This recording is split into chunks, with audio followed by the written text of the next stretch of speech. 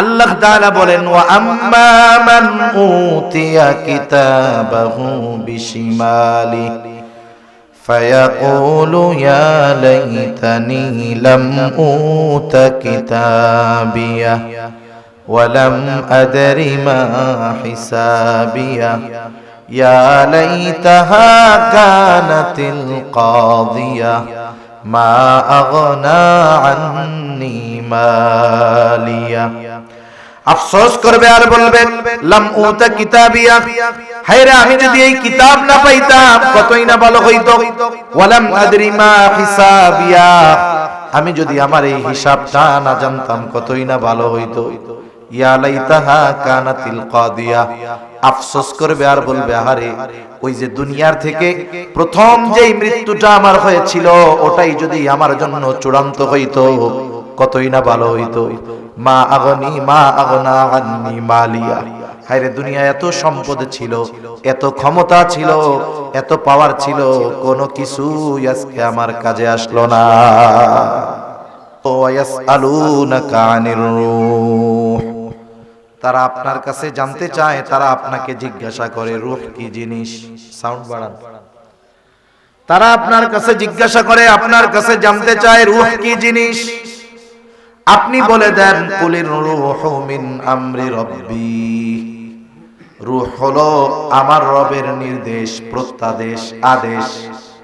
আল্লাহ তাআলার কালাম কোনো কথা, কোনো নির্দেশ।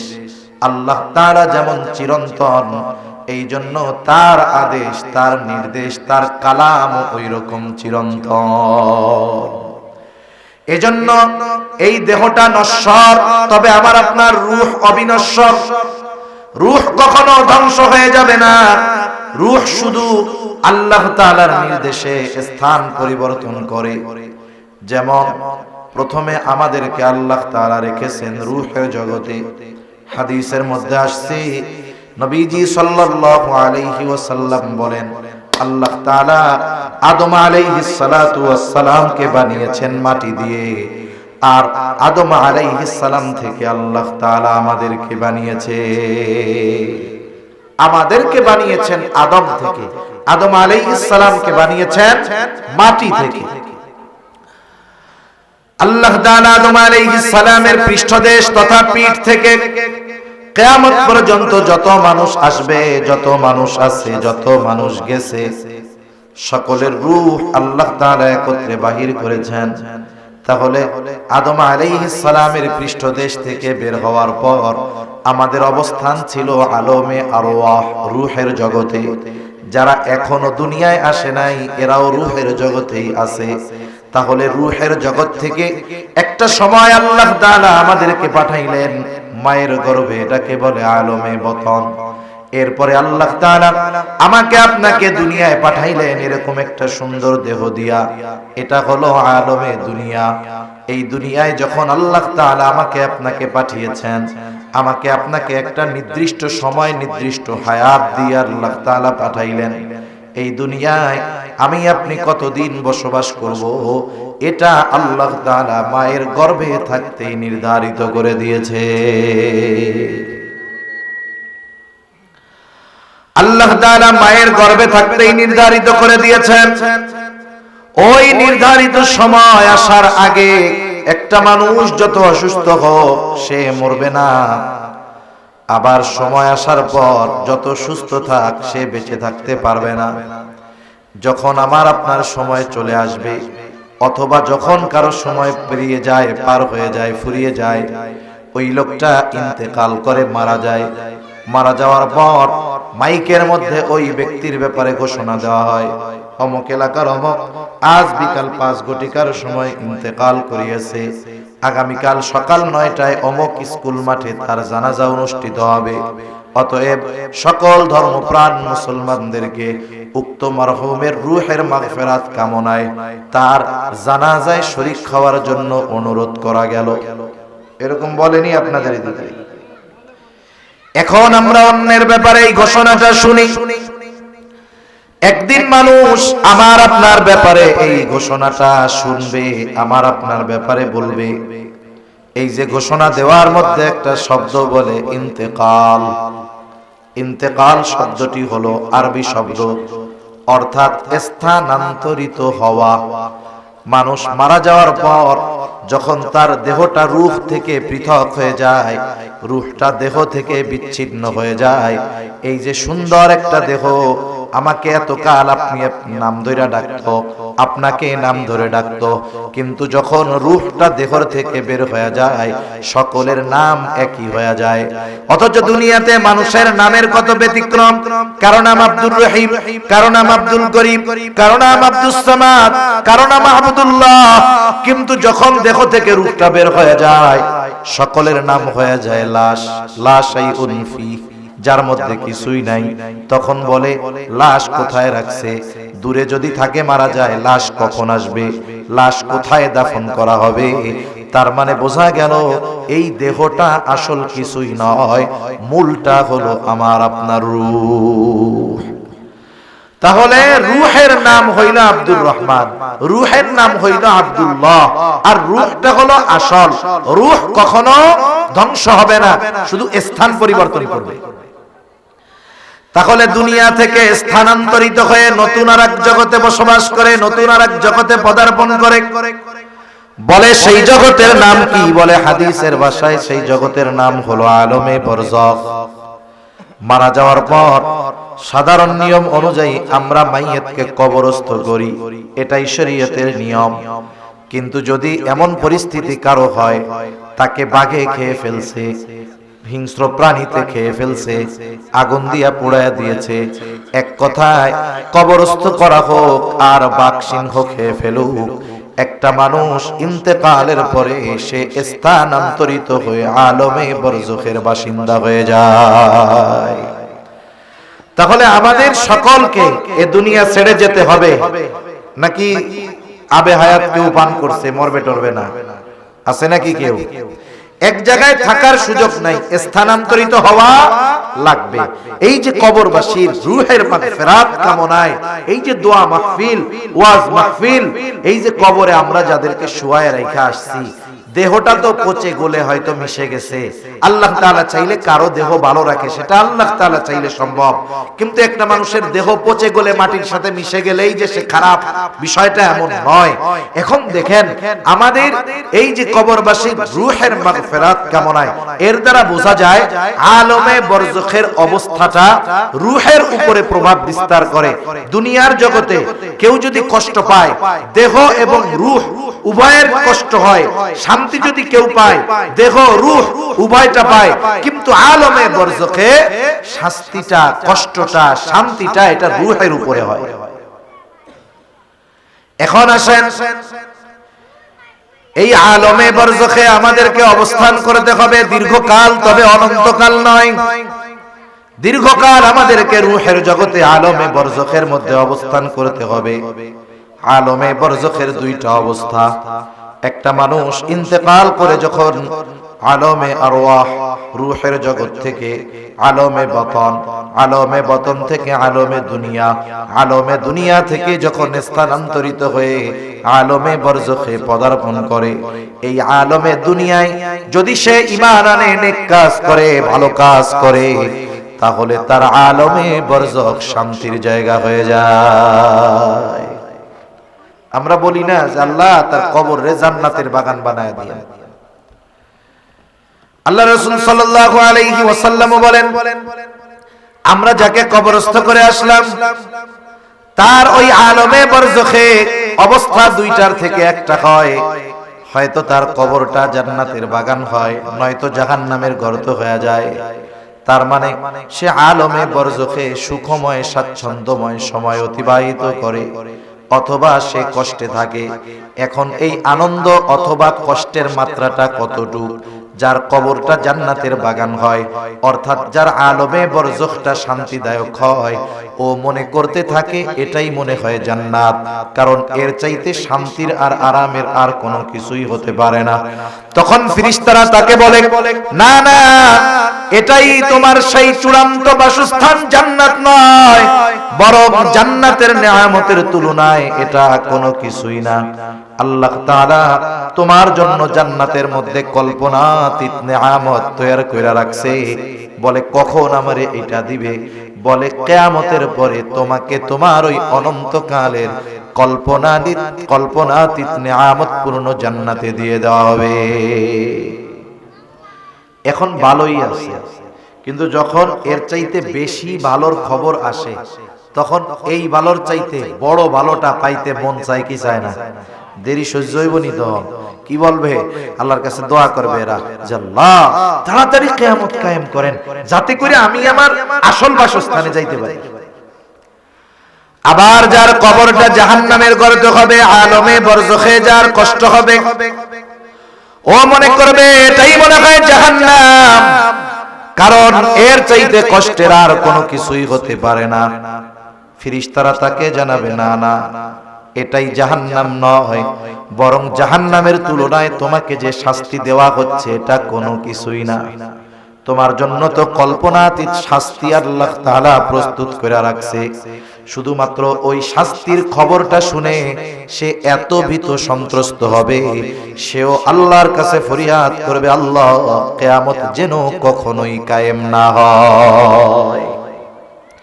শাস্তিতে মনে করবে এটা মনে হয় জাহান্নাম, কিন্তু যখন আসল জাহান্নামের শাস্তির খবর শুনবে ও মনে করবে এইটাই ভালো, কিয়ামত আর হওয়ার দরকার নাই। এতটুকুর দ্বারা বোঝা যায় যে জান্নাত জাহান্নামের পরিস্থিতিটা কেমন হবে। এভাবে দীর্ঘকাল থাকতে হবে, সিংহায় ফুৎকারের মাধ্যমে অবস্থান শেষ হবে। আল্লাহ তাআলা বলেন, ওয়ানুফিখা ফিস-সূরি ফাসাইকা মান ফিস-সামাওয়াতি ওয়া মান ফিল আরদ ইল্লা মান শাআল্লাহ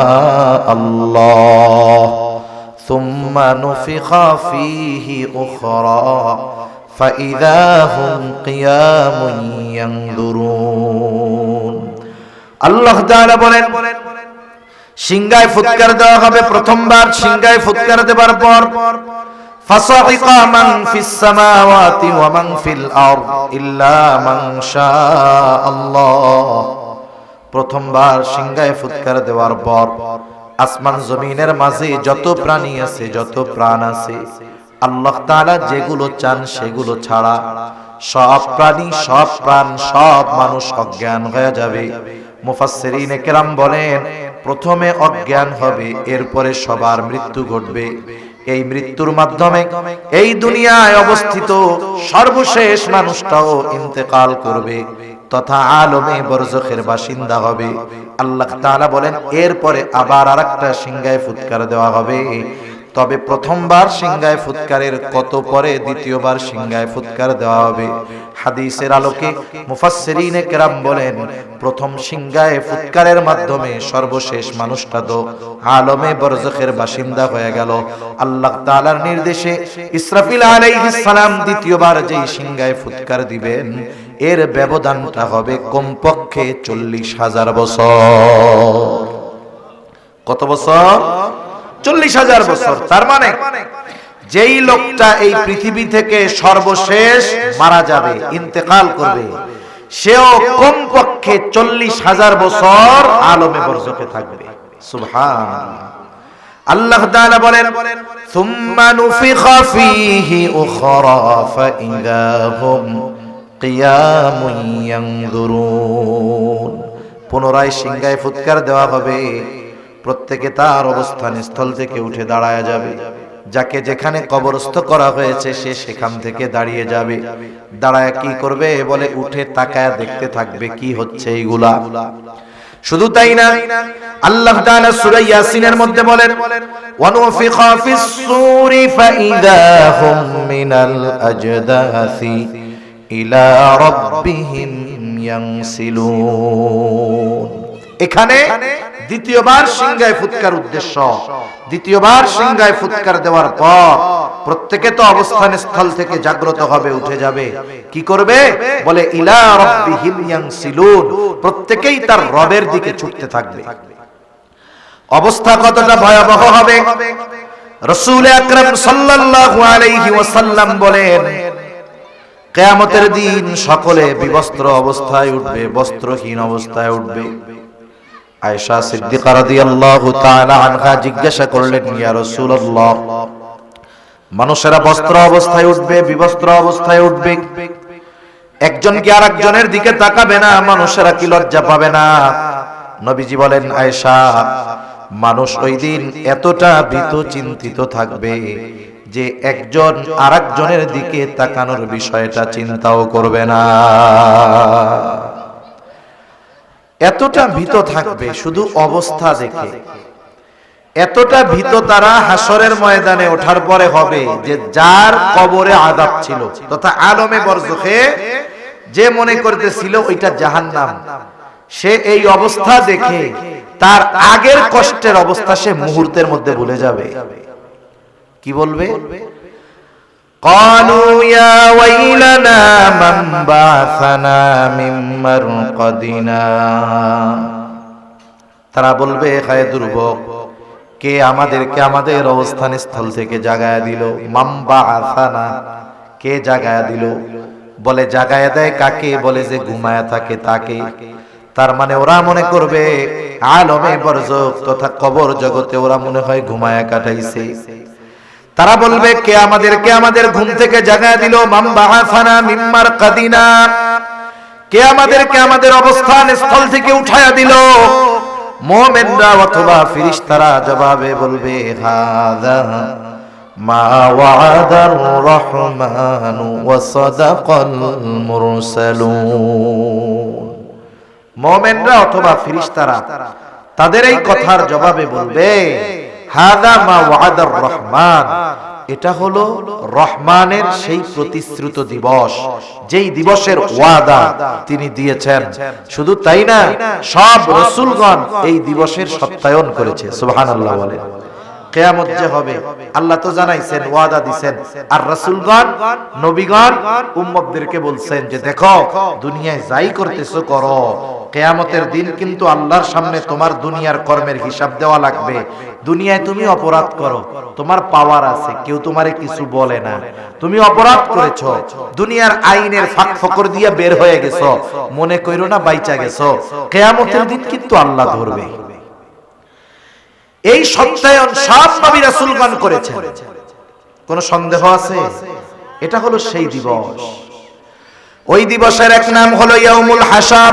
বলে কেন? বলে ওই দিন সব মানুষকে একত্রিত করা হবে। ওই দিবসের নাম প্রতিদান দিবস, ইয়াউমুল জাযা। বলে কেন? ওই দিন মানুষকে তার দুনিয়ার কর্মের পূর্ণ প্রতিদান দেওয়া হবে।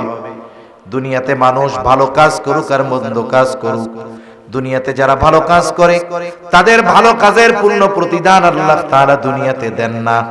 আবার যারা মন্দ কাজ করে, পাপাচারে লিপ্ত, জুলুম করে, জালেম, এর এই অপরাধের শাস্তিও আল্লাহ তাআলা দুনিয়ায় দেন না। কখন দিবে? আল্লাহ তাআলা বলেন, ওয়া ইন্নামা তুওয়াফাউনা উজুরাকুম ইয়াউমাল কিয়ামাহ। আল্লাহ তাআলা জানায় দেন, কিয়ামতের দিন প্রত্যেকটা মানুষকে তার দুনিয়ার কর্মের পূর্ণ প্রতিদান দেওয়া হবে। এজন্য অনেক সময় আমরা দুনিয়ায় হতাশ হয়ে যাই যে একটা মানুষ খালি খারাপ কাজ করে, ওর কোনো বিপদ আপদ নাই। আছে না এরকম? কতজন আছে এত গুনাহ করে, পাপ করে, এটার জ্বরও হয় না। আমার কয় আল্লাহ দেখছো কেমন ফেরাউনের ফেরাউন, এর এত বয়স একটু অসুস্থ হয় না, সর্দি কাশি হয় না। এখন আমি আপনি যদি মনে করি ওর অসুস্থতা হয় না, লম্বা হায়াত পাইছে, আবার পাপও করে, তাইলে আল্লাহ মনে হয় ওরে ভালোবাসে। হায়াত দিছে 400 বছর, 400 বছরের মধ্যে তার সর্দিও লাগে না, ঠান্ডাও লাগে না। এখন যদি আমাদের কেউ বলে যে না ফেরাউনরে মনে হয় আল্লাহ খুব ভালোবাসতো, এটা কি কেউ বিশ্বাস করবে? এত ঘৃণিত এই ফেরাউন শব্দটা যদি অমুসলিম মুসলমানদের কথা বাদ দেন, অন্য ধর্মের কাউরে যদি বলা হয় তোর পোলার নামটা ফেরাউন রাখ, মাসে 1000 ভাতা, কেউ রাখবে? চিন্তা করেন কত ঘৃণিত হইছে এই নামটা। সেজন্য দুনিয়াতে যখন কোন জালেম জুলুম করে আমরা অনেক সময় হতাশ হয়ে যাই, চিন্তা করতেছি এত পাপ করে এত অপরাধ করে মানুষেরটা মেরে খায়, আরে আল্লাহ কি ওরে চোখে দেখে না? বলে হ্যাঁ দেখে, তবে সুযোগ দেয় কেন? বলে ও যত পাপ করতে পারবে ওরে তত কঠোর শাস্তি দেওয়া যাবে, ঠিক কিনা বলেন? আল্লাহ তো জুলুম করবেন না, আল্লাহ তাআলা যার কর্ম যেমন তার প্রতিদান তেমন দিবেন। ওর কর্ম যত খারাপ হবে ওর শাস্তি তত কঠোর হবে, ঠিক কিনা বলেন? যেমন একজন যদি বিল্ডিং এর একতলা থেকে পড়ে মাটির উপরে, ওর আশা করা যায় কিচ্ছু হবে না, কিন্তু 10 তলা থেকে যদি পড়ে কোন তো কি হবে? শেষ হয়ে যাবে না? ওরে খুঁজে পাওয়া যাবে না। তো তাহলে সুযোগ দিলেই উপরে উঠতে দিলেই যে আল্লাহ তাআলা ভালোবাসে তা না। অনেক সময় আল্লাহ তাআলা শাস্তি বেশি দেওয়ার জন্য জালেমকে অপরাধ করার বেশি সুযোগ দেয়। আবার অনেক সময় আমরা ভালো কাজ করি, যারা ভালো কাজ করে চিন্তা করে এত ভালো কাম করি, আল্লাহ তাআলা কোনো প্রতিদান দেয় না। আরে আল্লাহ দুনিয়ায় একটু কম দেয় কেন? বলে আখিরাতে বেশি দেওয়ার জন্য। সুবহানাল্লাহ বলেন। এখন মানুষের অবস্থা কি হবে জানেন না? কিয়ামতের ময়দানে তো ও দেখবে যে আমি এই ভালো কাজের জন্য এই প্রতিদান পাইছি, দুনিয়ায় একটু দেওয়া হয়েছে, দুনিয়ায় না দিলে আরো বেশি দেওয়া হইতো। তখন আল্লাহর কাছে বলবে, আল্লাহ দুনিয়ায় এই ভালো কাজের প্রতিদান যা দিছিলেন ওইটা না দিয়ে সব আখিরাতে দিলেই ভালো হইতো। কিন্তু দুনিয়ায় ঠিকই আফসোস করতেছি যে আমরা ভালো কাজ করি, গুনার থেকে বাঁচি, হারাম থেকে বাঁচি, অথচ আমার কষ্ট যায় না রে, আমার দুঃখ যায় না রে। এই যে আফসোস করি, এটা আফসোস করার কোনো কিছু নাই। আপনি ভালো কাজ করতেছেন, আপনার নিয়তের পরিশুদ্ধতা আছে, আপনি আপনার অবস্থাটা জানেন, এই ভালো কাজ আল্লাহর জন্য করতেছেন। দুনিয়ায় হয়তো আল্লাহ দিবেন না, কিন্তু আখিরাতে আল্লাহ তাআলা কল্পনাতীত আমাকে আপনাকে দিবে ইনশাআল্লাহ, ঠিক কিনা? সেজন্য আল্লাহ তাআলা বলেন এই দিবস হলো ইয়াউমুল জাযা, প্রতিদান দিবস। এই দিবসের এক নাম হলো ইয়াউমুল হাসর। এই দিন সকলকে একত্রিত করা হবে, বিচার দিবস। আল্লাহ সুবহানাহু ওয়া তাআলা ওই দিনের বিচারক, একচ্ছত্র আধিপত্য ওই দিন হবে আল্লাহ তাআলার। এই কথা আল্লাহ তাআলা সূরা ফাতিহার শুরুতেই বলেন, মালিকি ইয়াউমিদ্দিন। আল্লাহ তাআলা হলেন বিচার দিবসের মালিক, ওই দিনের একচ্ছত্র আধিপত্য তার। ওই দিন আল্লাহ তাআলা ন্যায় বিচার করবেন। আল্লাহ তাআলা প্রত্যেকটা মানুষকে তার অবস্থা জানায় দিবেন। প্রত্যেকটা মানুষ তার নিজের অবস্থা এমন ভাবে জানতে পারবে যে ও বুঝতে পারবে যে তার অবস্থান কোথায় হবে, তার শাস্তি কেমন হবে। কিয়ামতের ময়দানে কয়েকটা মুহূর্ত হবে সবচাইতে বেশি কঠিন এবং চিন্তার। যেই মুহূর্তগুলোয়, যেই সময়গুলোয় একেবারে হাসরের ময়দান পুরো পিন পতন নীরব হয়ে যাবে, একেবারে নীরব, নিস্তব্ধ, কোনো আওয়াজ নেই। এর মধ্যে একটা সময় হলো যখন মানুষকে আমলনামা দেওয়ার ঘোষণা দেওয়া হবে, যে দুনিয়ায় কি আমল করছে এই আমলের খবরগুলো আমাকে আপনাকে সুন্দর মতো জানানোর খবর দেওয়া হবে, ফাইল দেওয়ার ঘোষণা হবে। সব মানুষ চুপ, সকলের তখন চিন্তা, হায় রে আমলনামা ডান হাতে পাই না বাম হাতে পাই, বাম হাতে ডান হাতে যদি পায় সে তো সফল, বাম হাতে যদি পায় তাহলে সব শেষ। এজন্য সবাই টেনশনে থাকবে। আমলনামাগুলো ছেড়ে দেওয়া হবে, যার আমলনামা যথাযথভাবে তার কাছে গিয়েই পৌঁছাবে এমনটা হবে না। একজনের আমলনামা আরেকজনের কাছে গুলো ছেড়ে দিবে।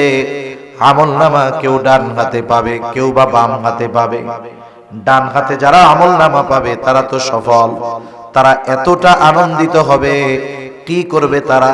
আল্লাহ তাআলা কোরআনুল কারীমের মধ্যে বলেন, ফাআম্মা মান উতিয়া কিতাবাহু বিয়ামিনি ফায়াকুলু হাউমুকরাউ কিতাবিয়া ইন্নী যানানতু আন্নী মুলাকিন হিসাবিয়া। আল্লাহ রাব্বুল আলামিন বলেন, ডান হাতে যারা আমলনামা পাবে আনন্দে তারা অন্যান্য মানুষদেরকে বলতে থাকবে, ফায়াকুলু হাউমুকরাউ কিতাবিয়া, এই তো আমার কিতাব, এই তো আমার আমলনামা, তোমরা পড়ো আমার আমলনামা। আনন্দে আরেকজনকে পড়তে বলবে। আমরা ছোটবেলায় যখন প্রাইমারি স্কুলে পড়ছি আমাদের মনে আছে, এখন তো স্কুলগুলা থেকে কে কোন বিষয়ে কত পাইলো শুধু সেইটা জানায় দেওয়া হয়। আমাদের সময় খাতা দিয়ে দেওয়া হইতো, খাতা দিয়ে বলতো দেখ কি লেখছস, এরপরে বলতো আগামীকাল তোর আব্বার কাছ থেকে তোর মার কাছ থেকে সিগনেচার আইনা জমা দিবি। তার মানে খাতাটা আব্বা আম্মাকে দেখাইছে এর প্রমাণ হিসাবে। এইবার বলেন তো, যেই ছেলেটা অঙ্ক অথবা ইংরেজি ধরেন অঙ্কের মধ্যে 100তে 95 পাইছে অথবা 100তে 100 হয়ে গেছে, বলেন তো সে খুশি না বেজার? খুশিতে অন্যান্যদেরকে দেখায়, তার খাতা নিয়ে কাড়াকাড়ি লেগেছে, কি লেখছস? ও বন্ধুদের বলে, দেখ বেটা কি লিখছি। দেখাইতো না আনন্দ এরকম? ডান হাতে যারা আমলনামা পাবে তারাও এরকম আনন্দে দেখাবে। সাথে সাথে ডান হাতে আমলনামা পাবার কারণ হিসাবে বলবে ইন্নী যানানতু আন্নী মুলাকিন হিসাবিয়া, যে আমি এই ব্যাপারে দৃঢ় ধারণা রাখতাম, দৃঢ় বিশ্বাস রাখতাম, এই ব্যাপারে আমার ঈমান ছিল, বিশ্বাস ছিল যে আমাকে আমার দুনিয়ার কর্মের হিসাবের মুখোমুখি আল্লাহর সামনে হওয়া লাগবে। আমাকে আমার হিসাবের মুখোমুখি হতে হবে। কার সামনে? বলে আল্লাহর সামনে। কোন কর্মের? দুনিয়ার কর্মের। তার মানে আমি আপনি দুনিয়ায় যে কর্মগুলো করি, দুনিয়ার মানুষ দেখুক আর না দেখুক, জানুক আর না জানুক, আমার এই দুনিয়ার কর্মের হিসাবের মুখোমুখি আল্লাহর সামনে দিতে হবে। একটা জিনিস চিন্তা করেন, আমাদের দেশে পুলিশ প্রশাসন অপরাধ ঠেকানোর লোকের অভাব নাই। অভাব আছে নাকি এই দেশে? এরপরেও অপরাধ বাড়ে না কমে? কিন্তু অপরাধ কমানোর জন্য সিসি ক্যামেরা লাগায়, কত ব্যবস্থা করে, গোয়েন্দা বাহিনী, পুলিশ, আনসার, বিজিবি, র‍্যাব, কত কিছু আছে। এরপরেও অপরাধ কমানো যায় না। আমি বলি কিয়ামত পর্যন্ত কমানো যাবে না, যতক্ষণ না মানুষের অন্তরে এই চিন্তা আসবে যে আমাকে আমার কর্মের হিসাব আল্লাহর সামনে দেওয়া লাগবে। এই বিশ্বাস যখন কোন মানুষের অন্তরের গভীরে পৌঁছিয়ে যাবে, হৃদয়ের সাথে গেঁথে যাবে, ওই মানুষটাকে পাপ থেকে ফেরানোর জন্য কোন প্রশাসন লাগবে না। আল্লাহর ভয় তাকে পাপ থেকে বেঁচে থাকতে বাধ্য করবে। ঠিক কিনা বলেন? এটা ঈমান। ওই কথাই সে বলতেছে যে আমি দুনিয়ায় এই ব্যাপারে দৃঢ় বিশ্বাসী ছিলাম যে আমাকে আমার কর্মের হিসাব দিতে হবে। কার সামনে? আল্লাহর সামনে মুখোমুখি হতে হবে, আমার হিসাব দেওয়া লাগবে। এই চিন্তা ছিল আমার দুনিয়ায়। এই জন্য গুনার থেকে বাঁচছি, ভালো কাজ করছি। এই জন্য আমলনামা কোন হাতে? জোরে কোন? আবার যখন স্কুলের মধ্যে একই দিন খাতা দেওয়া হয়, এক বন্ধু অঙ্কে পাইছে 100, আরেকজন পাইছে 2টা ঘোড়ার ডিম, মানে সে ফেল। অঙ্কে ফেল যাওয়া সহজ, কারণ প্লাস মাইনাস ভুল গেলেই অঙ্ক ভুল। ঠিক কিনা কন? অনেকে একেবারে 2টা শূন্য পাইতো। এখন বলেন তো, ওই খাতা যখন তার হাতে আসতো, দেখতো তার পাশের বন্ধু পাইছে 100তে 100 আর ও পাইছে 100তে 2টা ঘোড়ার ডিম। ও কি খুশি হইয়া অন্যদের দেখাইতো নাকি যে দেখ কি লেখছি, তোরা তো বেটা 100 পাইছস, আমি 2টা ঘোড়ার ডিম পাইছি? দেখাইতো? লজ্জায় মাথা নিচের দিকে দিয়া কি কইতো, আল্লাহ রে, গতকাল যদি হুজুরের স্যারের বাড়ি আগুন ধরে পুড়ে যাইতো রে, তাহলে খাতাও তো পুড়ে যাইতো। এই লজ্জা আর পাইতাম না। কি যে হইল। এই বাম হাতে যারা আমলনামা পাবে তারা আফসোস করবে সেই দিন। কি বলবে? আল্লাহ তাআলা বলেন, ওয়া আম্মা মান উতিয়া কিতাবাহু বিশিমালি ফায়াকুলু ইয়া লাইতানি লাম উতা কিতাবিয়া ওয়া লাম আদরি মা হিসাবিয়া ইয়া লাইতাহা কানাতিল কাদিয়া মা আগনা আন্নি মালিয়া। আফসোস করবে আর বলবে, লাম উতা কিতাবিয়া, হায়রে আমি যদি এই কিতাব না পাইতাম কতই না ভালো হইতো। ওয়ালাম আদরি মা হিসাবিয়া, আমি যদি আমার এই হিসাবটা না জানতাম কতই না ভালো হইতো। ইয়া লাইতাহা কানাতিল কাদিয়া, আফসোস করবে আর বলবে, আরে ওই যে দুনিয়ার থেকে প্রথম যেই মৃত্যুটা আমার হয়েছিল, ওটাই যদি আমার জন্য চূড়ান্ত হইতো কতই না ভালো হইতো। মা আগনা আন্নি মালিয়া, হায়রে দুনিয়া এত সম্পদ ছিল, এত ক্ষমতা ছিল, এত পাওয়ার ছিল, কোনো কিছু আজকে আমার কাজে আসলো না। এজন্য যারা দুনিয়া একটু পাওয়ার পেয়ে অপরাধে লিপ্ত হয়, কিয়ামতের দিন আফসোস করবে এই ক্ষমতার জন্য, এই পাওয়ারের জন্য। মানুষ দুনিয়ায় পাওয়ারের জন্য, ক্ষমতার জন্য সব করে, মানুষ মেরে ফেলে পাওয়ারের জন্য। যেই পাওয়ার ক্ষমতার জন্য ক্ষমতা পেয়ে মানুষ অন্যায় করে, অপরাধ করে, জুলুম করে, ওই মানুষগুলো এই ক্ষমতার জন্য পরকালে আফসোস করবে যে কোনো কাজে আসলো না, সম্পদ কাজে আসলো না, আমার মাল কাজে আসলো না, আমার ক্ষমতা, আমার রাজত্ব আমারে শেষ করে দিল। আমি যদি এগুলোর পিছনে না দৌড়াইতাম তাইলে আজকে আমার এই পরিণতি হইতো না। ঠিক কিনা বলেন?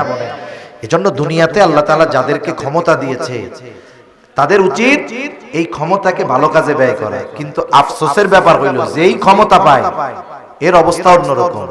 ও তার নিচে যারা আছে তাদের উপরে জুলুম করবে কেমনে এই চিন্তা করে। ঠিক কিনা কোন?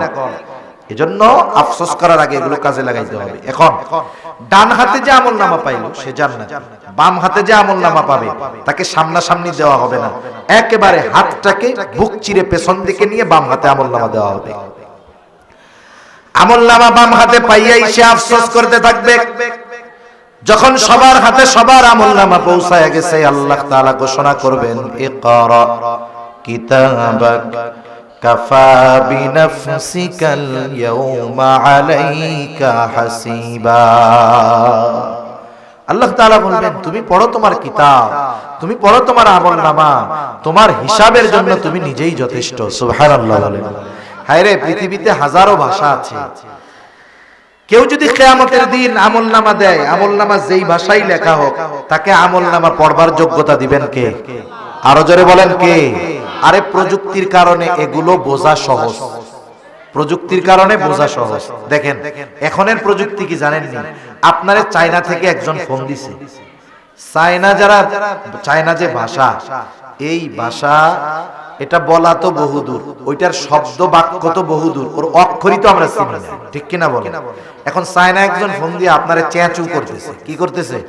তাদের ভাষা বলতেছে, আপনি কিছু বুঝেন না। এখন কি মোবাইলে প্রযুক্তি, আপনি দিবেন যে এটাকে বাংলায় কনভার্ট করে দেন, মানে ও চায়নায় যে কথাটা বলতেছে ও ফোনে বলবে, আর সাথে সাথে আপনার ফোনের স্ক্রিনে ওর কথাগুলো বাংলায় উঠে যাবে। ও আপনারা মনে করেন ওর ভাষায় বলতেছে চেঁচু চুচু, মানে আপনি কেমন আছেন, এটা তো আর আমরা বুঝি না। এখন আমার মোবাইলের উপরে উঠা যাবে যে আপনি কেমন আছেন। আপনি বুঝতে পারলেন না যে ও আমার এই কথা কইতেছে। এখন আপনি জবাব দিবেন, হ্যাঁ আমি ভালো আছি।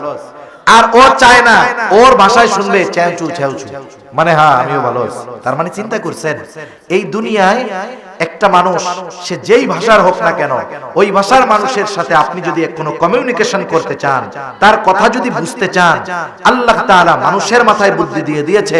ওই ভাষা তোমার শেখা লাগবে না, প্রযুক্তি ব্যবহার করে ওই লোকটার কথাও বুঝবা, কথা বলতেও পারবা। সুবহানাল্লাহ বলেন। মানুষের এই বুদ্ধি দিছে কে? ওই আল্লাহর কি এই ক্ষমতা নাই যে আমরা যতই অশিক্ষিত হই আর মূর্খ হই, আমলনামার ভাষা পড়ার যোগ্যতা দিবে? এই ক্ষমতা কি আল্লাহর আছে? নিঃসন্দেহে আছে। এটা আল্লাহর জন্য সাধারণ ব্যাপার।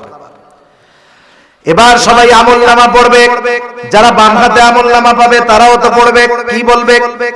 বলবে মালি হাদার রাসূল, তারা পড়বে মালি হাদাল কিতাব লা ইউগাদিরু সগীরাতাও ওয়ালা কাবীরাতান ইল্লা আহসাহা। আমলনামা পড়বে আর বলবে কেমন কিতাব, এমন এক আজীব কিতাব, একটা ছোট বড় বিষয় বাদ যায় নাই। এক কথা তার গোটা হায়াতের সর্ববৃহৎ ভালো কাজ মন্দ কাজটাও আছে তার হায়াতের একেবারে ক্ষুদ্র থেকে ক্ষুদ্রাতি ভালো কাজ মন্দ কাজটাও সেখানে উল্লেখ আছে। সবশেষ কথা হইল, ডান হাতে আমলনামা যে পাবে জান্নাতি, বাম হাতে আমলনামা পাবে জাহান্নামী। আল্লাহ তাআলা সেই কথাই বলেন, কুল্লু নাফসিন বিমা কাসাবাত রাহিনা ইল্লা আসহাবাল ইয়ামিন। প্রত্যেকটা মানুষ তার কর্মের কারণে আবদ্ধ থাকবে। এখন মুফাসসিরিনে কেরাম বলেন, যেহেতু পরবর্তীতে ডান হাতে আমলনামা পাওয়া লোকদের কথা বলা হয়েছে যে তারা নয়, এর দ্বারা উদ্দেশ্য কি হইল? বলে প্রত্যেকটা মানুষ তার কর্মের কারণে জাহান্নামের মধ্যে আবদ্ধ থাকবে। তথা বাম হাতে যারা আমলনামা পাবে, কেন পাবে? বলে তারা তাদের কর্মের কারণে পাবে, আর এই কর্মের কারণে তারা জাহান্নামের মধ্যে কি থাকবে? আটক থাকবে, আবদ্ধ থাকবে। ইল্লা আসহাবাল ইয়ামিন, তবে যারা ডান হাতে আমলনামা পেয়েছে তারা নয়, কারণ তাদের ঠিকানা হলো জান্নাত।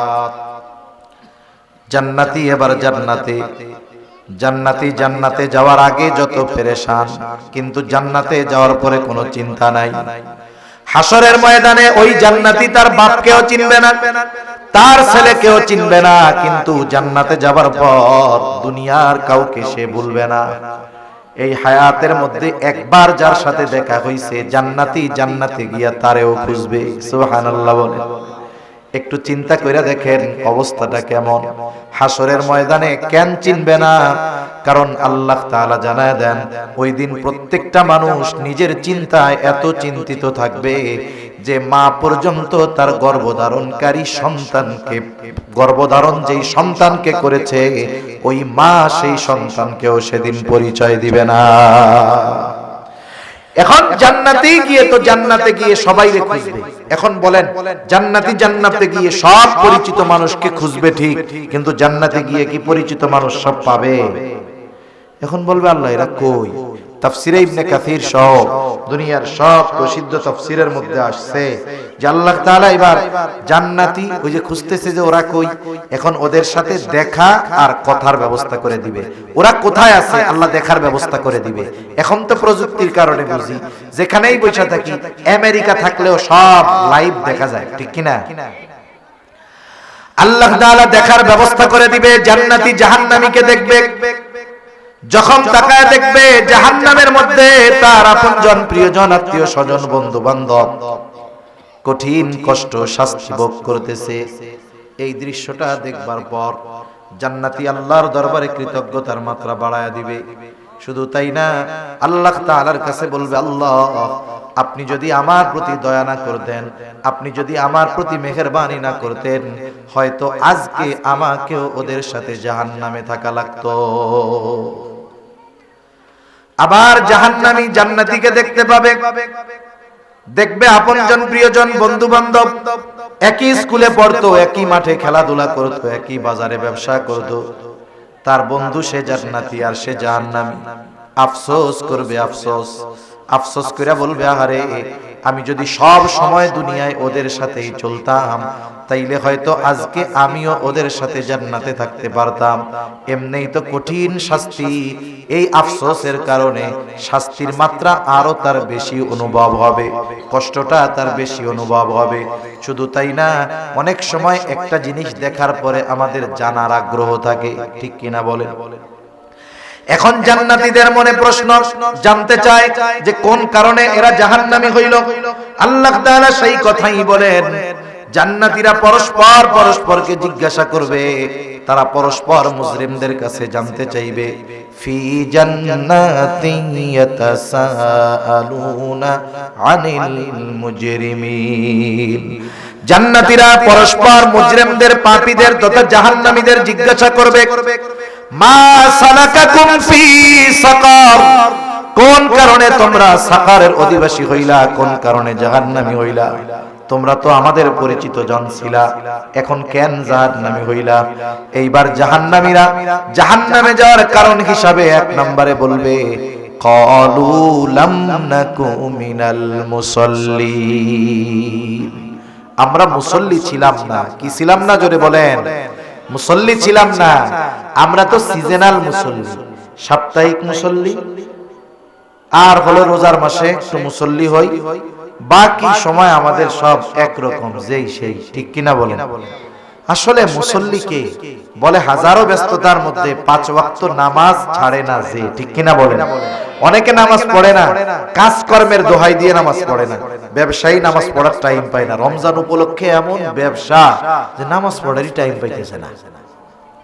ব্যবসা করে রমজান উপলক্ষে, নামাজ পড়ার টাইম পায় না। সিএনজি চালায়, এত ব্যস্ততা, যাত্রীর চাপ, নামাজ পড়তে পারতেছি না। কৃষি কাজ করে, বলে জমিনে এত কাজ, নামাজ পড়ার টাইম পাই না। এখন বলেন তো, এই যে দোকানদার দোকানদারি করে, সিএনজি ওয়ালা সিএনজি চালায়, কৃষক কৃষি কাজ করে, কেন করে? শখের ঠেলায় করে না, পেট বাঁচানোর লেগে করে, ঠিক কিনা বলে? জীবন উপকরণের জন্য করে। এখন জীবন উপকরণ এটা বাংলা শব্দ, আরবি শব্দ রিজক। তাহলে মূল কথা আসে মানুষ রিজক অন্বেষণে, রিজক উপার্জনের জন্য নামাজ পড়ার টাইম পায় না। কথাটা এরকম হয়েছে না? ব্যবসায়ী ব্যবসা করে কেন? বলে রিজিকের লেগা। নামাজ পড়ে না কেন? ব্যবসার ব্যস্ততায়। তাহলে বোঝা গেল ব্যবসা বা উপার্জনের ব্যস্ততায় নামাজ পড়তে পারে না, রিজিক উপার্জন করতে গিয়ে নামাজ পড়তে পারে না। একটু বুঝা থাকলে জবাব দেন তো, জবান খুলে। রিজিকের মালিক কে? আরো জোরে বলেন কে? আল্লাহ। মানুষ ওই রিজিকের মালিকের ফর্মুলা বাদ দিয়া যদি রিজিক তালাশ করে, হয়তো পরিশ্রমের কারণে কিছু পাবে, তবে ওর মধ্যে কোনো বরকত থাকবে না। কেউ যদি বরকতময় প্রশস্ত রিজিক চায়, আমরা আল্লাহর কাছে মাঝে মধ্যে দোয়া করি এরকম, আল্লাহুম্মা রযুকনা রিজকান ওয়াসিআ, আয় আল্লাহ আপনি আমাদেরকে প্রশস্ত রিজিক দেন, বরকতময় রিজিক দেন। কেউ যদি প্রশস্ত বরকতময় রিজিক চায়, তাহলে রাজ্জাকের ফর্মুলা অনুসরণ করতে হবে। রাজ্জাক রিজিক পাওয়ার পদ্ধতিগুলো জানায়া দিতে গিয়ে অন্যতম একটা পদ্ধতির কথা আল্লাহ তাআলা বলেন। কি কাজ করলে রিজিক পাওয়া যায়? আল্লাহ তাআলা বলেন, তুমি মুসল্লি হও, তোমার ঘরের মানুষগুলারে মুসল্লি বানায় ফেলো। তুমি নামাজি হও, ঘরের মানুষগুলারে নামাজি বানাও। আল্লাহ তাআলা বলেন, ওয়া'মুর আহলাকা বিস-সালাতি ওয়াসতাবির আলাইহা লা নাসআলুকা রিজকা। আল্লাহ তাআলা বলেন, তুমি তোমার অধীনস্থদেরকে নামাজের আদেশ দাও, তুমিও নামাজের উপরে অটল থাকো। তুমি নামাজি, ঘরের মানুষ নামাজি, কি হবে রে বান্দা? আল্লাহ তাআলা বলেন, আমি তোমার কাছে রিজিক চাই না। লা নাসআলুকা রিজকা, আমি আল্লাহ তো তোমার কাছে রিজিক চাই না। তুমি নামাজি হয়ে যাও। ঘরের মানুষ যদি নামাজি হয়ে যায়, আল্লাহ তাআলার ওয়াদা, আল্লাহ তাআলা বলেন, নাহনু নারযুকুকা, এই নামাজি হওয়ার কারণে আমি আল্লাহ তোমাদের রিজিক দিয়া দিব। বরকতময় রিজিক নামাজ পড়লে দিবে কে? শোনেন, আপনারা কুমিল্লার মানুষ, এই কুমিল্লার মানুষ প্রবাসে সবচেয়ে বেশি থাকে। একটা অনুসন্ধান দেখলাম, প্রায় রেমিটেন্সের 18 ভাগ, রেমিটেন্সের 15 থেকে 18 ভাগ আসে কুমিল্লার মানুষের মাধ্যমে। দেখা যাবে প্রায় ঘরের মধ্যেই প্রবাসী আছে। আছেন এরকম? এই যে অবদান আপনাদের, এইরকম অনেক মানুষ আমাদের কাছে ফোন দেয়, ফোন দিয়ে কয়, হুজুর একটু দোয়া কইরেন, মেসেজে দোয়া কইরেন। কি হইছে? কি জন্য দোয়া? বলে হুজুর বরকত নাই, সম্পদ সম্পদ টিকে না। কেন টিকে না? নামাজ কালাম পড়ো? বলে হ্যাঁ হুজুর পড়ি, কোনো বদ নেশা নাই। কারণ বিদেশে যারা থাকে এদের 3 ধরনের নেশা বেশি থাকে। কয় ধরনের? একটা হলো নারীর নেশা, একটা হলো মদের নেশা, আর একটা জুয়ার নেশা। এই 3টা যেই প্রবাসীরে ধরবে, মনে করেন যে এই 3 রোগে যেই প্রবাসী আক্রান্ত হবে, ওরে বিদেশ থেকে আনার সময় দেশের থেকে জমি বেচা টাকা পাঠানো লাগবে। ঠিক কিনা কন? এই 3 রোগে ধরলেও শেষ। আমি বলে যে না হুজুর, আমি এসব কোনো কিছুর মধ্যে নাই, বিড়ি সিগারেটও খাই না। তাহলে কি হইছে? নামাজ কালাম পড়ো? বলে হ্যাঁ নামাজ কালাম পড়ি হুজুর, সব ঠিক আছে। তাহলে এত উপার্জন করো, লাখ টাকা উপার্জন করো, টিকে না কেন? তুমি নামাজ কালাম পড়ো, বাড়ির অবস্থা কি? তখন কয় হুজুর এইটাই সমস্যা, এর লেগেই দোয়া কইরেন হুজুর। বউটা নামাজ পড়ে না হুজুর, পর্দা করতে বলি হুজুর করে না, মেয়েটাও কথা শুনে না, মার মতো হইছে। আমি কই তুমি তো ফুটা কলসে পানি ঢালতেছো। তোমার ঘরের মানুষ নামাজি নয়, তোমার অধীনস্থ মানুষজন নামাজি নয়। তুমি উপার্জন করবে অনেক বেশি, কিন্তু এর মধ্যে আল্লাহ বরকত দিবে না। ঠিক কিনা বলেন? অথচ দেখেন তো আপনাদের মসজিদের ইমামের বেতন দেন কত? বাস্তবতা হলো একজন কৃষক, একজন রিকশাওয়ালা, একজন ইজি বাইকওয়ালা যা উপার্জন করে তার চাইতে ইমামের বেতন অনেক কম। ঠিক কিনা কর? এটা বাস্তব কথা, সত্য কথা। বরং ইমাম সাহেব যদি কয় যে রোজার মাস আসছে, সোলার কেজি 130 টাকা, 2000 টাকা বেতন বাড়ান, 2 মাস ধরে মিটিং করবে, বেতন বাড়বে 500। কত মিটিং করা লাগে? অথচ টাকা কিন্তু একা দিবে না কমিটি, টাকা সবাই মিলে দিবে। ইমামের বেতন বাড়ানোর ক্ষেত্রে এত কার্পণ্যতা কেন? আপনারা বাড়ান না, তাদের কষ্ট হয় ঠিক, কিন্তু কোন সময় মানুষের কাছে সে মুখাপেক্ষী হয় না, মানুষের কাছে যায় না। এই অল্প উপার্জনে চলে কেমনে? বলে আপনি কোন ইমামের ঘরে বেনামাজি ওয়াইফ পাবেন না। ইমামের স্ত্রী নামাজি, ইমামের ঘরে মা বাবা থাকলে সেও নামাজি, সন্তানগুলাও নামাজি। ওই যে ইমামের ঘরে যেহেতু সবাই নামাজ পড়ে, ছোট 2 বছরের বাচ্চা থাকলেও মা বাপরে দেখা দেখা সেজদা দেয়। ইমাম সাহেব নিজে আবার নামাজি, উপার্জন যদিও কম, ঘরের মানুষ আর নিজে নামাজি হওয়ার কারণে অল্প উপার্জন দিয়ে আল্লাহ সুবহানাহু ওয়া তাআলা সম্মানের সাথে তার জীবন চালায় দেয়। যদিও কষ্ট হয় কিন্তু অসম্মানের সাথে তার জীবন চলে না, সম্মানের সাথে জীবন অতিবাহিত হয়ে যায়। ঠিক কিনা বলেন? আপনি এই বেতনটা আপনার এলাকার একজন মানুষ যার ফ্যামিলিতে তার সমান মানুষ, মানে ওই ইমাম সাহেবের যে কয়জন পরিবারের লোক আর একজন সাধারণ মানুষ বেনামাজি তার পরিবারে ওই কয়জন লোক, তাকে দিবেন, ও মাস শেষে কবে এটা আমার বিড়ির টাকাও হয় না। কথা ভুল কইছি? পান বিড়ির টাকাও হবে না, অথচ আল্লাহ চালান। যদিও তাদের কষ্ট হয় কিন্তু আল্লাহ তাআলা বরকত দেন বিধায় চলা সম্ভব, নাইলে কসম করলে ভুল হবে না ওই বেতনে ইমামের ফ্যামিলি চলা অসম্ভব ছিল। ঠিক কিনা বলেন? আল্লাহ তাআলা কয়েক ভাবে বরকত দেয়। আল্লাহ তাআলা সরাসরি পরিমাণের মধ্যেও কখনো বরকত দেয়, আবার কখনো আল্লাহ তাআলা অল্প ব্যয়ে বড় জিনিস দান করে। যেমন একটা উদাহরণ দেই, আলোচনা বেশি লম্বা আর করব না, শেষ সময়। এখন মালের মধ্যে সরাসরি বরকত হয় কেমনে, এর জন্য সহজ যেই উদাহরণ, নবীজি সাল্লাল্লাহু আলাইহি ওয়াসাল্লাম খন্দকের যুদ্ধে নবীজির পেটে পাথর বাঁধা, এক সাহাবী দেখছে নবীজির পেটে পাথর, সহ্য হয় নাই, দৌড় দিয়া বাড়ি চলে গেছে। স্ত্রীকে বলে ঘরে কি আছে রে? বলে ছোট্ট একটা ছাগলের বাচ্চা আছে আর আটা আছে কিছু। কয়জনের হবে? বলে 5-7 জনের বা সর্বোচ্চ 10 জনের হবে।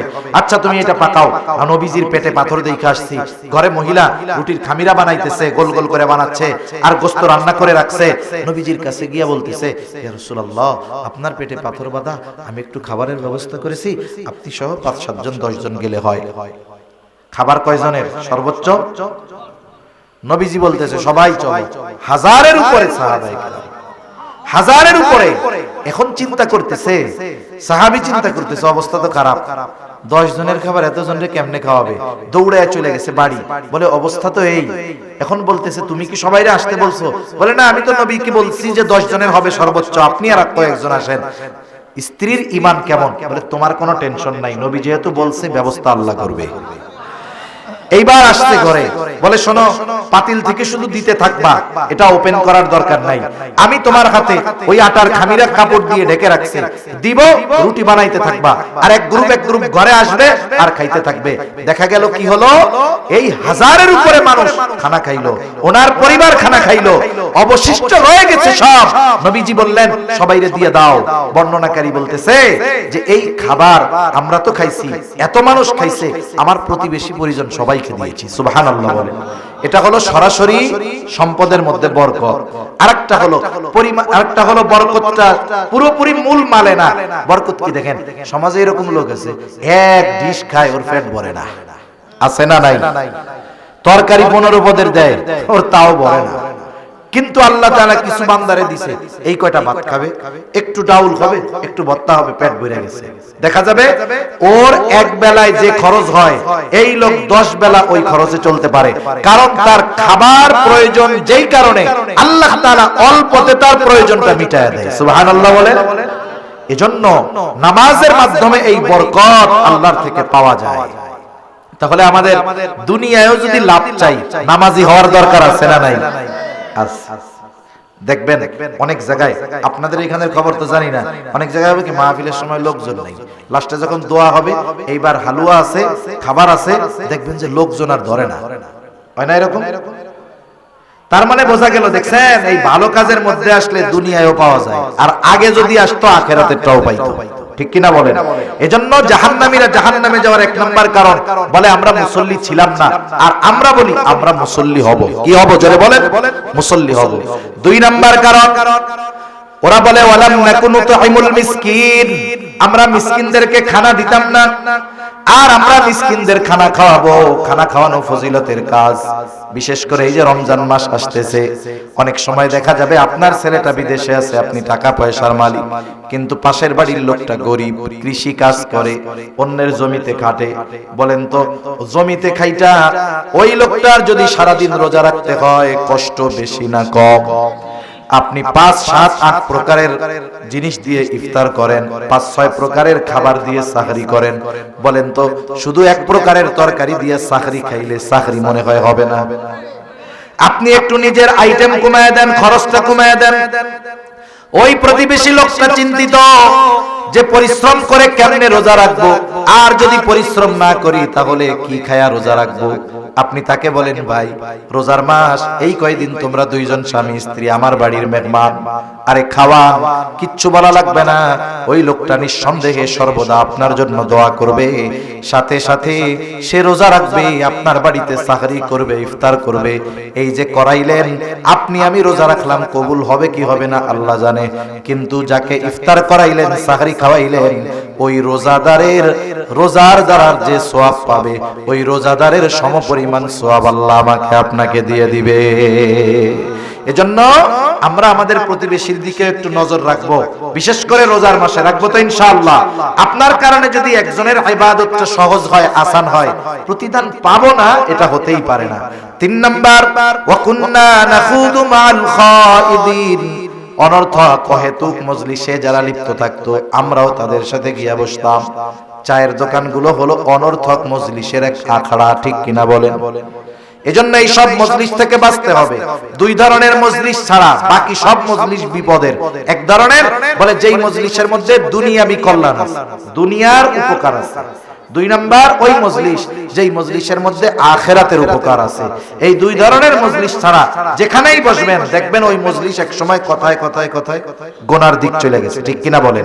অনেক সময় রোজার দিনে আমরা দেখি আমাদের মা বোনরাও এগুলা করে বসে, 3-4 জন বসে, রান্না বান্না তো কিছু নাই রোজার মাসে, দুপুরে রান্না বান্না করা লাগে না, এখন ওই পাড়ার এই বাবিটা বিয়াসে এক জায়গায় বসে, এবার গল্প করতে করতে আস্তে গীবত শুরু হয়ে যায়।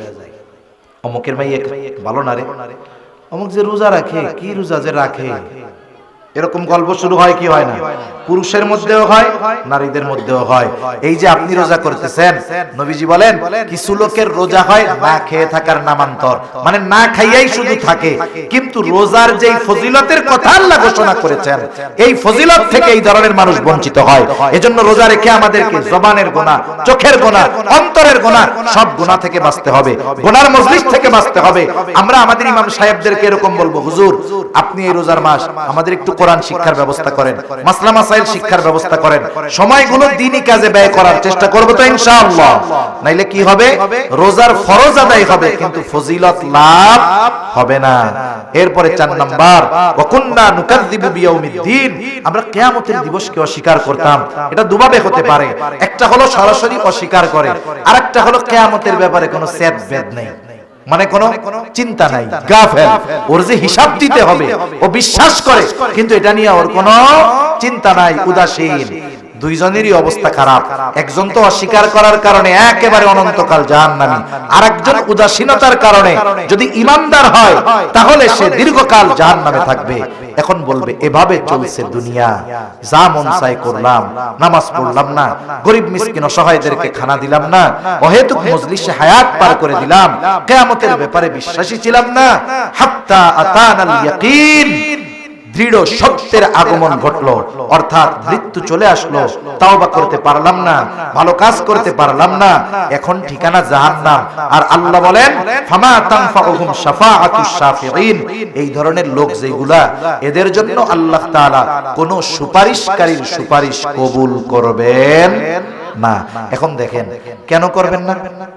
একটা মানুষ একটা অপরাধ করছে, বিচারের সময় জানা গেল যে এটা যে অপরাধ, সে সেইটা জানে না। বিচারক কি বলবে? যেহেতু জানে না, প্রথমবার তাকে সুযোগ দেওয়া হলো, পরবর্তীতে কোনো ছাড় নাই। এখন কিন্তু একই অপরাধ যদি 15 বার করে আগে, ওই অপরাধের কারণে আবার যখন ওই বিচারকের কাছে ধরা খাবে, কোন কারণে ধরা খাইছে? বলে এই অপরাধে, বলে আগে 15 বার করছে এইটা, তার মানে ও ইচ্ছা করে বুঝে শুনাই করে, ওর শাস্তি হবে ডাবল, ঠিক কিনা বলেন? জাহান্নামীরা কেন জাহান্নামে যাবে এটা আমরা বলতে কোরআন স্পষ্টভাবে জানায়া দিল। এরপরেও যদি আমরা পরিবর্তন না হই তাহলে তো আমাদের কারণেই আমরা ধরাটা খাবো। এজন্যই আল্লাহ তাআলা বলেন এরা তো যাই না শুই নাই পাপ কাম কইরা জাহান্নামে আসছে, এজন্য এদের জন্য কোন সুপারিশকারীর সুপারিশ গ্রহণ করা হবে না। এই যে রমজান মাস আসতেছে, ইবাদতের মৌসুম, আমরা আমাদের ইবাদতগুলোকে সৌন্দর্যকরণার্থে প্রচেষ্টা করব এবং এই সময় ইবাদতটায় এমন অভ্যস্ত হব, এই গতিটাও বছরের আগামী সময়গুলো ধরে রাখার চেষ্টা করব ইনশাআল্লাহ। করব তো? শত ব্যস্ততা যাক, আমি আপনাদের কোনো প্রতিশ্রুতি ওয়াদা নিব না, তবে আপনাদেরকে বলবো এটুকু দৃঢ় প্রতিজ্ঞাবদ্ধ হবেন যে আমাদের এবারের টার্গেট রমজানের পর থেকে নিয়ে আগামী রমজান পর্যন্ত অনেক নতুন নামাজি হবে, যারা 5 ওয়াক্ত পড়ে না নামাজ শুরু করবে, তাদের টার্গেট হবে এতটুকু, যত ব্যস্ততা থাক আমি 5 ওয়াক্ত নামাজ ছাড়বো না, 5 ওয়াক্ত নামাজ ছাড়বো না। আল্লাহ সুবহানাহু ওয়া তাআলা আমাদের সবাইকে কথাগুলো বুঝবার, আমলের কথাগুলো আমল করবার তৌফিক দান করুন। সকলে বলি আমিন।